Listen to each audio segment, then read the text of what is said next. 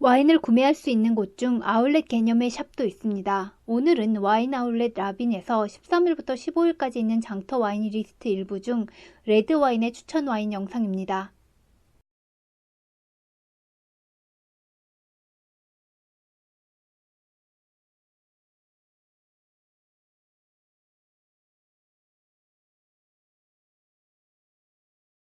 와인의 생산지는 크게 두 개의 파트로 나뉩니다. 프랑스와 이탈리아, 독일 등 긴 역사 동안 와인 생산을 하던 유럽 쪽 국가들을 묶어서 구대륙이라고 하고, 그 외에 미국과 캐나다, 칠레와 아르헨티나, 그리고 호주와 뉴질랜드 등 새롭게 와인 생산을 하는 국가들을 묶어서 신대륙이라고 합니다.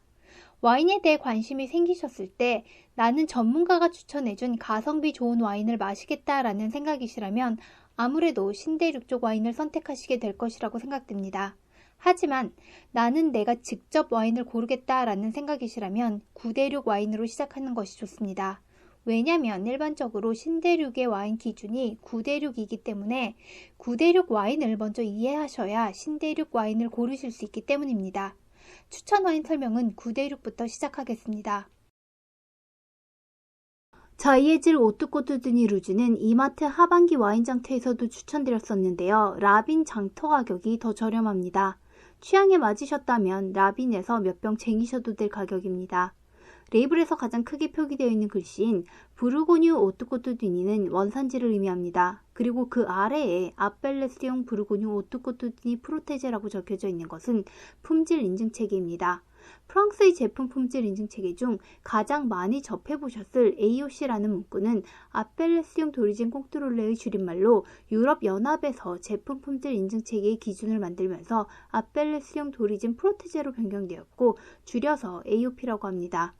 제품 품질 체계 문구에서 달라진 부분은 원래 사용되던 감독하다, 통제하다 라는 의미의 꽁트롤레가 보호하다 라는 의미의 프로테제로 바뀌었다고 할 수 있습니다. 즉 예전에는 정부가 제품 품질을 보장하기 위해 농가를 감독하는 개념이었다고 한다면 현재는 농가를 보호한다 라는 개념으로 바뀌었다는 것을 알 수 있습니다.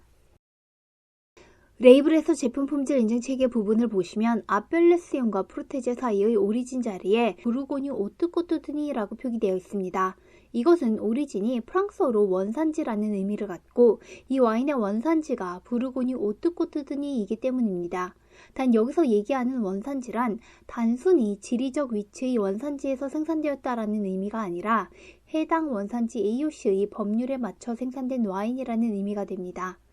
즉 꼬뚜드니는 부르고뉴에 위치한 지역명이긴 하지만 제품 품질 인증 체계로 부르고뉴 오뚜코뚜드니라고 적혀져 있다면 해당 지역에서 만든 와인 전부를 의미하는 것이 아니라 부르고뉴 오뚜코뚜드니 AOC 법률에 맞춰 생산된 와인이라는 의미입니다. 부르고뉴 오뚜코뚜드니 AOC는 법률에 따라 레드와인뿐만 아니라 로제와 화이트도 만들 수 있기 때문에 와인이 레드와인이라는 것을 표시하기 위해 와인 이름에 프랑스어로 붉은색을 의미하는 루즈도 표기되었다고 할 수 있습니다.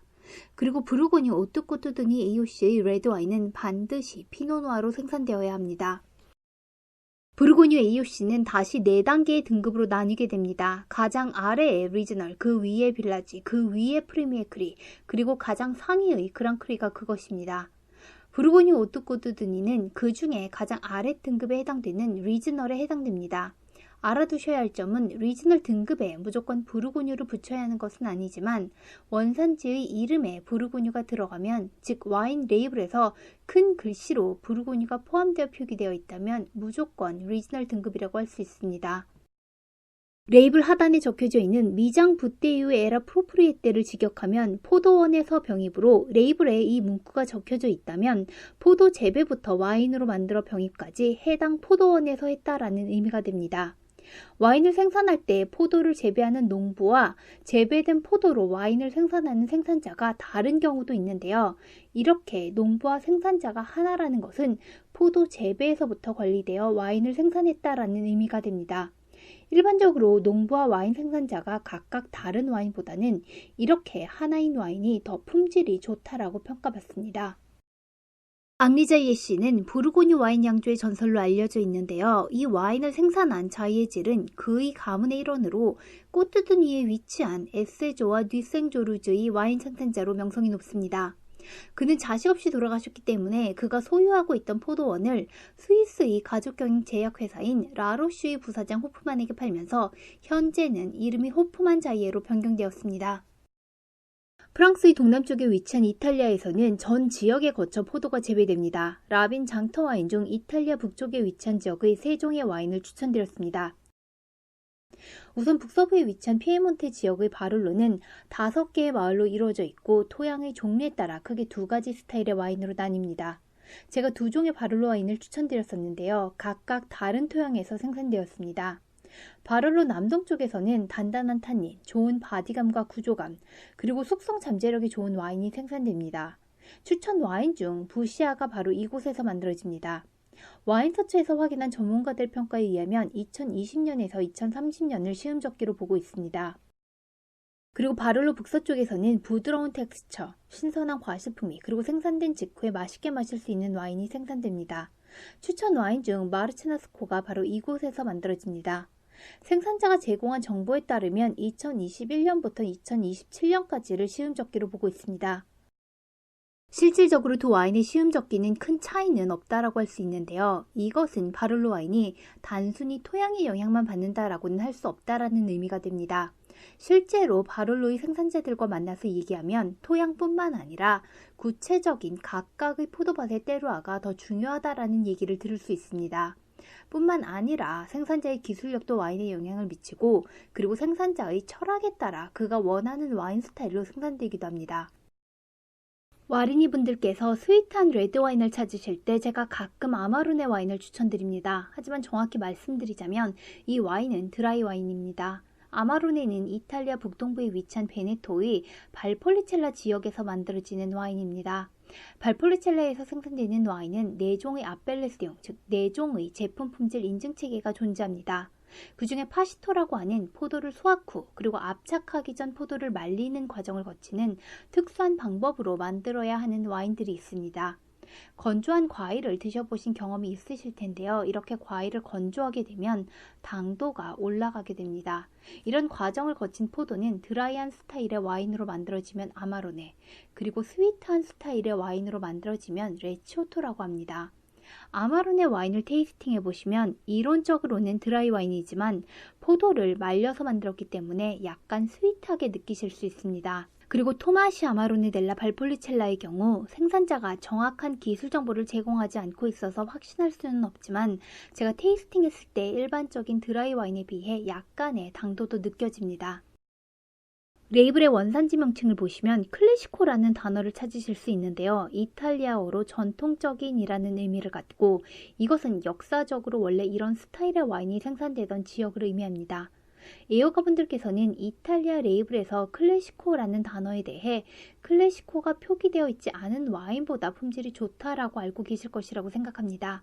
보통은 저 역시 동의하는 부분이지만 발폴리첼라의 경우에는 품질의 차이가 크지는 않은 것 같습니다.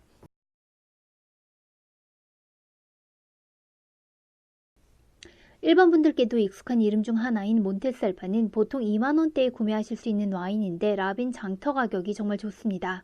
국내에 처음 와인 시장이 생성되기 시작했을 때 칠레 와인의 품질의 우수성에 대해 대중에게 알린 와인이라고 생각합니다.